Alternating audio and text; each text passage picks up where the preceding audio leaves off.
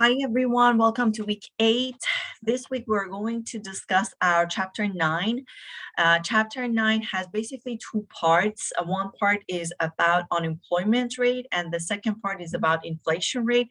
Probably the two topics that you heard a lot about these days, and when I was reading your topics for the paper, many of you actually picked either unemployment or inflation rate, or somehow you wanted to talk about them in your topics, in your papers, which is great, no problem, but you probably need to understand this chapter before you start writing your paper.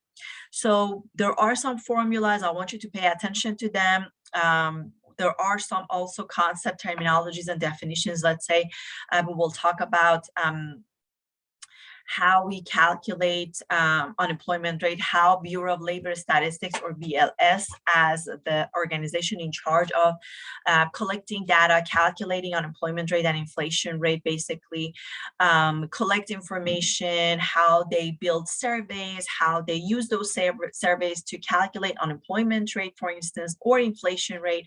So you need to understand the process, and also, for instance, again, just to give me another example before I move on to the next thing that you learn in this chapter, or we talk about different types of unemployment rates. So I want you to pay attention to how we define these types of unemployment rate and the examples that are related to these types of unemployment rates. So things like that. And then we talk about also calculation, how we can calculate unemployment rate, how we can calculate inflation rate, how we can calculate a CPI.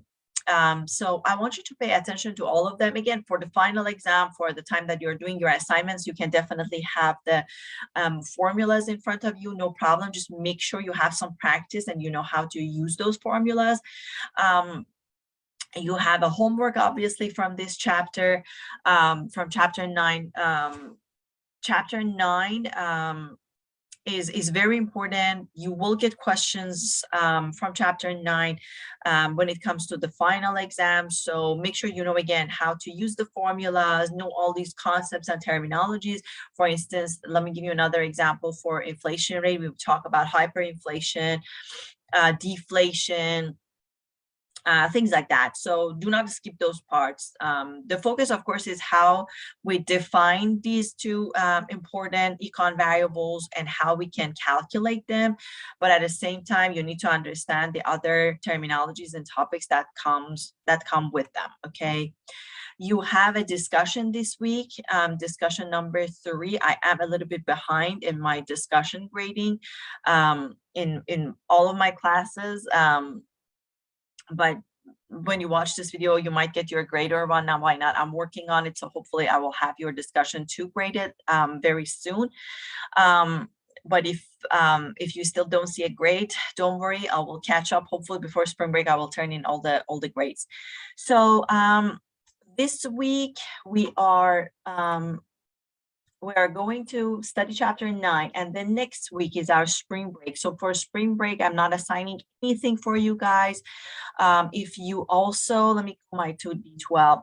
If you also check out the D12, on D12 for week number 9, which is our spring break. If you check it out, I did not assign anything.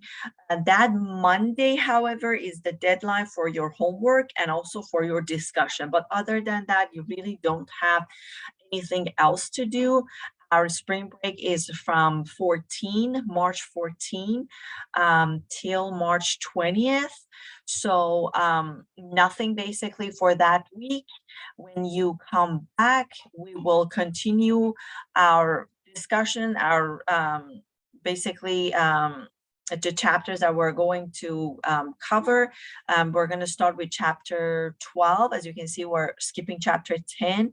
And then from there, we have few more chapters to cover, but hopefully we'll be done by everything by week 13. So you have some time working on your paper and some time for getting ready for the final, reviewing everything before you take the final exam. Okay, so I'm not going to give you any, I'm not going to make any other videos. I just I wish you all the best for the spring break. Have fun. Take some time focusing on yourselves.